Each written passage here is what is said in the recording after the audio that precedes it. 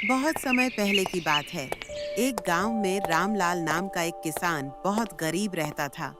रामलाल के पास अपनी मेहनत के अलावा कुछ भी नहीं था और वह पौधों की देखभाल करता था और अपनी मेहनत के बल पर कुछ दाने निकाल लेता था। हे भगवान!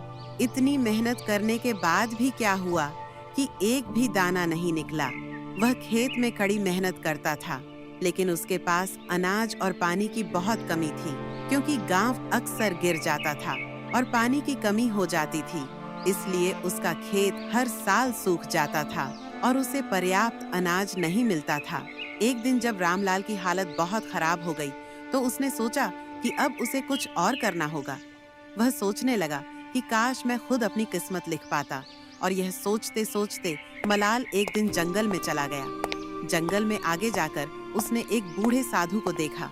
साधु अपनी तपस्या में लीन था, लेकिन उसके चेहरे पर संतोष और शांति के भाव थे। साधु जी को कथानाई के बारे में बताना होगा। महाराज जी, हम अपनी लड़ाई में अकेले हैं।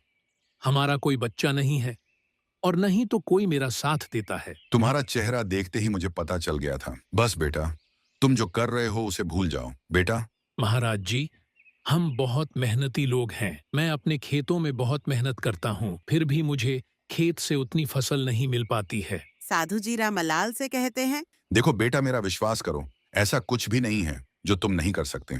थोड़ा थोड़ा करके अपनी सोच बदलो, तुम्हें अपनी सोच बदलनी होगी। रामलाल ने साधु महाराज की बातें ध्यान से सुनी और वापस अपने खेत में चला गया।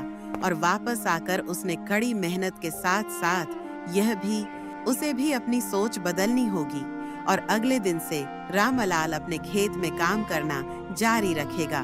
लेकिन इस बार उसने अपनी फसल में सुधार किया है। अजमाना बनाने की नई विधि सर्व क्या रामलाल अपने प्रशियाई किसान से बात करने के लिए जाता है। क्या हमें ऐसी विधि अपनानी चाहिए कि हमारी फसलें भी प्रचुर मात्रा में हो? हे रामलाल भाई, बहुत दिनों के बाद तुम प्रकट हुए हो। बोलो ना, ऐसी कौन से काम होगा जो तुम यहाँ हो। कुछ नहीं राम प्रवेश भाई, इन्हें दिनों में बहुत ज्यादा पता नहीं क्यों परेशान हूँ।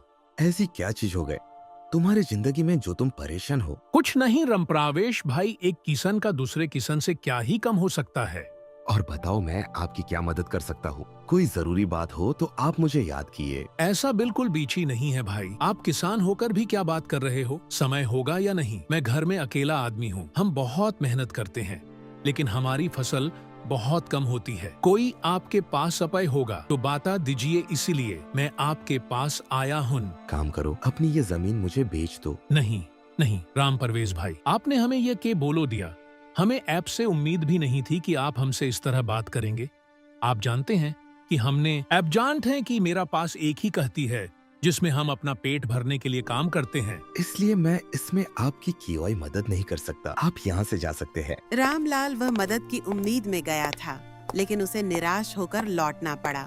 हे पतर, तुम फिर यहाँ क्यों भटक रहे हो? तुम्हें क्या हो गया है? महाराज जी अपने दोस्तों के पास कुछ मदद लेने के लिए गए थे, लेकिन उन्होंने हमें भगा दिया। मैं आज से आपको परेशानियां टू कर रहा हूँ कि आप कभी भी मेहनत में ढिलाई मत करना। अगर तुम मेहनत में ढिलाई करोगे तो मेरी परेशानियां फिर से मेरे पास आ जाएंगी। यदि वह वापस आ सके तो तुम पर कोई प्रभाव नहीं पड़ेगा। बाबा, मैं और भी अधिक मेहनत करूंगा और जारी रखूंगा अपनी मेहनत। ठीक है बेटा, अब तुम जा सकते हो। और रामलाल ने और भी अधिक कठिनाइयों के साथ अपना परिश्रम जारी रखा। रामलाल ने अपने खेतों में एक नई पद्धति की शुरुआत की, और रामलाल की नई सोच और मेहनत का असर धीरे धीरे दिखने लगा, और उनकी फसल में थोड़ा सुधार होने लगा, और उनकी फसल अच्छी होने लगी, कीमत बढ़ने लगी, और धीरे धीरे उसके उपासक बढ़ने लगे।